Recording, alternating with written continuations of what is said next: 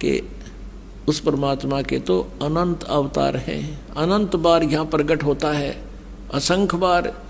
और ये 9 चित्तों बुद्धिनाश, यानी बुद्धिहीन लोग केवल 9 ही अवतार मानते हैं, और वो खालिक खेल खलक में, ये इन 9 अवतारों को ही भगवान मान रहे हैं। उस परमात्मा के अनंत अवतार हैं और वो खालिक खेल खलक में 6 ऋतु 12 मास। और भगवान क्या बताते हैं, जहां जन की महिमा सुनो ता मैं गवन करंत, वो तो नगर निश्चिंत बसो जहां मेरे प्यारे संत। अब जो वेद बताते हैं वो परमात्मा गति करके आता है और हमारे आध्यात्मिक यज्ञ में आता है, आध्यात्मिक अनुष्ठानों में भी वो गुप्त रूप में रहता है और अच्छी आत्माओं को आकर मिलता है।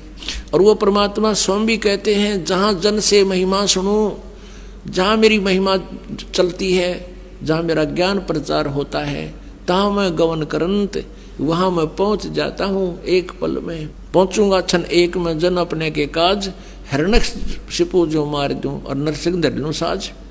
तो यहाँ परमात्मा कहते हैं, जहाँ जन से महिमा सुनो तहाँ मैं गवन करंत, वहाँ पहुँच जाता हूँ गति करके।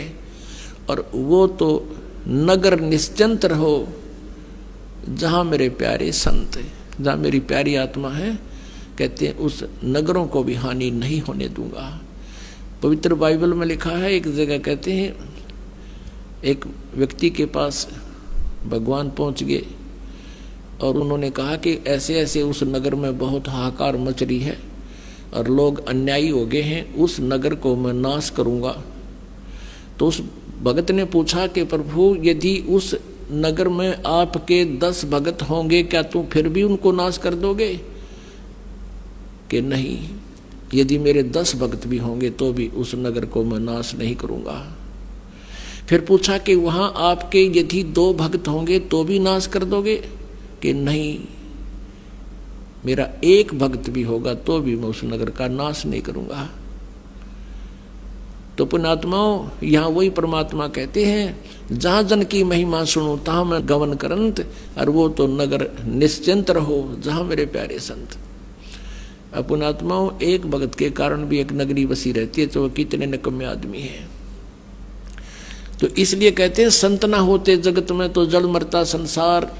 तो परमात्मा हर युग में रहते हैं, हर पल में रहते हैं, लेकिन वो उस समय उनका जो सतिथि होती है वो गुप्त रहते हैं, उनको कोई पहचान नहीं सकता। ना तो आग ला दे काल यहाँ पे, वो परमात्मा इस जो है जलते हुए काल के लोक में बर्फ का काम करते हैं यहाँ।